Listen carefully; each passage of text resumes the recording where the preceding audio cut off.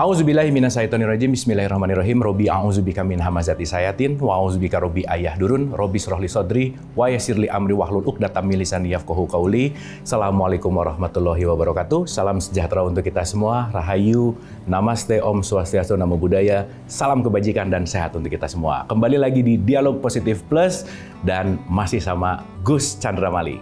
Oke, kita lanjut Gus. Siap.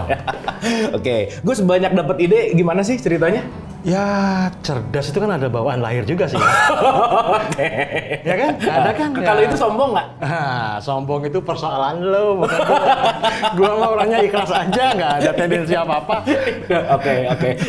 Jadi kecerdasan itu rezeki. Bawaan. Iya. Oke. Tapi ada yang kemudian meletakkannya, ada yang terus membawanya. Cerdas saja, tapi kalau tidak mau belajar lagi, itu sama dengan meletakkannya.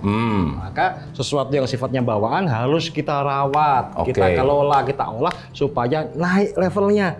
Tidak hanya cerdas tapi menjadi bermanfaat. Oke. Karena orang cerdas belum tentu bermanfaat loh. Orang cerdas belum tentu bermanfaat. Nah, ada statement yang menarik gini, Gus. Orang yang cerdas itu adalah orang yang sabar. Ya, nah, salah satunya ya, ada satu statement seperti itu. Nah, balik lagi nih. Problem kekinian ya. Oke. Pengen banget cepat terjadi, pengen banget shortcut, pengen banget quick fix gitu, cepat semuanya gitu. Bahkan berarti melewati batas kesabaran. Nggak sabaran. Nah, kenapa tuh? Orang nggak sabaran tuh kenapa, Gus? Jadi gini. Oh, ini sabar berarti ya? Tunggu kan? Jawab sekarang, jawab besok. Ya, ketika orang menghadapi persoalan pada dirinya tidak sabar, itu karena dia melawan waktu. Melawan waktu. Oke. Waktu tidak pernah lebih cepat. Oke. Waktu tidak pernah lebih lambat. Waktu selalu tepat. Oleh karena itu disebut tepat waktu. Nah, waktu selalu tepat, Kang Abu. Kita saja yang tidak sabar. Oke. Nah, seringkali ketidaksabaran berkaitan dengan perbuatan menunggu. Ya. Menunggu apa? Menunggu waktu. Waktu mah nggak usah ditungguin. Dia akan berjalan dengan sendirinya. Nah, kita yang perlu tahu. Makanya orang-orang profesional membuat timeline. Ya, membuat lini masa terhadap sesuatu hal yang mungkin terjadi, dan mungkin terjadi. Ketika belum waktunya, atau bahkan memang tidak waktunya, tidak perlu kita kemudian emosional menghadapinya. Nah, kesabaran itu diuji oleh waktu. Ketika memang belum waktunya, maka belum waktunya. Oke. Berarti sabar sama waktu ini selalu beriringan.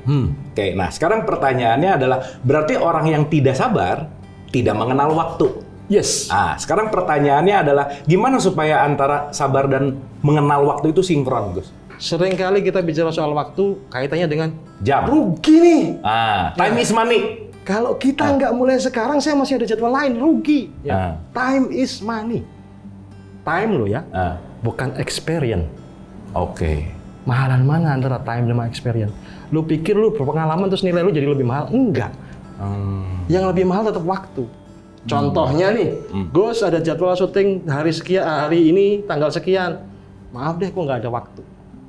Ya. Nggak ada waktu. Padahal gua nganggur di rumah. Kenapa? Karena waktu kosongku lah yang mahal. Buktinya lu mau beli waktu kosong gue.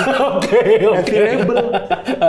Yang dibeli adalah waktu kosongku. Waktu kosong dalam artian apa? Tidak melakukan aktivitas apapun, itu yang mahal. Tapi teman-teman pengangguran, banyak waktu kosongnya, kenapa nilainya menjadi rendah? Karena dia tidak tahu, sebagian besar dari kita tidak tahu nilai dari waktu. Kita sering beranggapan rugi jika tidak ada tata kelola waktu. Sampai ada ayatnya Allah, wal asri innal insana lafi khusrin.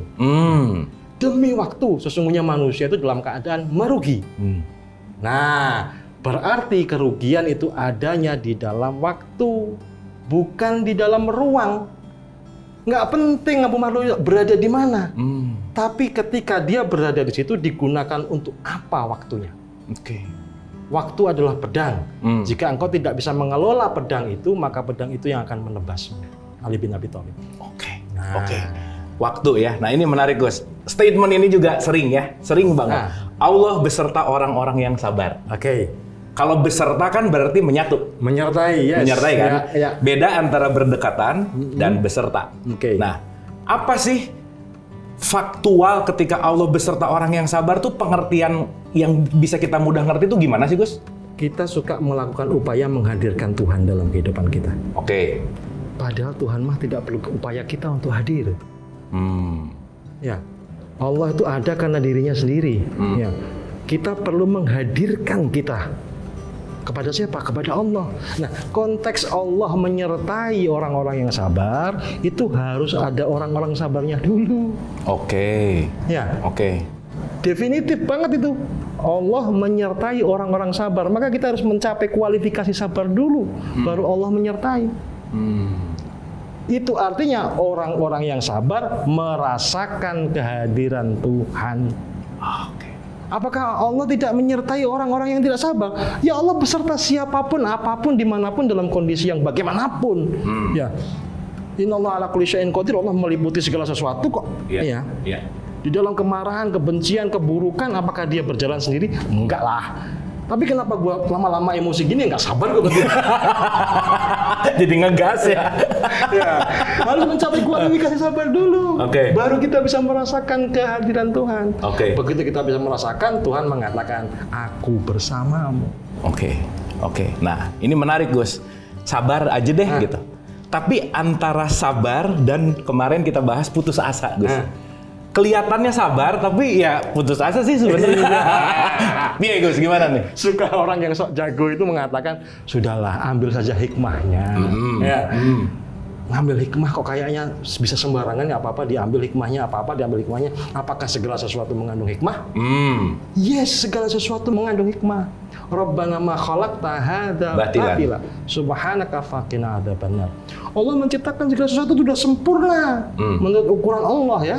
Tapi kemudian kita merasa tidak sempurna menurut ukuran kita. Kita membuat nilai-nilai tertentu yang menurutmu baik, padahal menurut Allah tidak. Ya. Itu ujung-ujungnya kita akan membuat definisi tertentu yang bisa jadi tidak sesuai dengan definisi Tuhan. Nah, itu pangkal persoalan ketidaksabaran. Ketika kita tidak mau terima. Persoalan manusia ini, dari manusia pertama sampai manusia terakhir, kalau dikumpulkan, dihimpun jadi persoalan, satu persoalan saja, tidak terima. Tidak terima. Oke. Solusinya cuma satu, acceptance. Oke. Terima. Oke. Kalau kita bisa terima, maka kita akan bisa sabar, bisa syukur, bisa tawakal. Pokoknya segala sifat-sifat baik yang ada di aku lah. Itu bawaan sih ya. Sampean enak, Gus.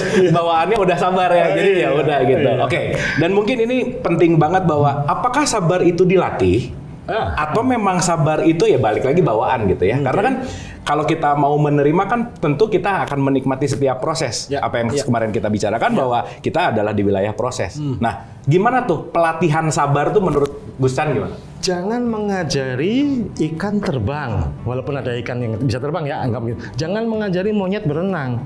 Mereka masing-masing punya habitatnya. Maka melatih kesabaran penting, tapi harus disesuaikan dengan habitatnya. Contohnya anak gue sukanya musik, ya. Kemudian dia dengan alasan untuk membentuk karakter, mengenal dirinya sendiri, ikut teman-temannya mendaki gunung. Melatih kesabaran lah, melatih ini, melatih itu. Nggak ada hubungannya. Itu di luar habitatmu. Ya, maka melatih kesadaran diawali dengan melatih kesabaran. Ya.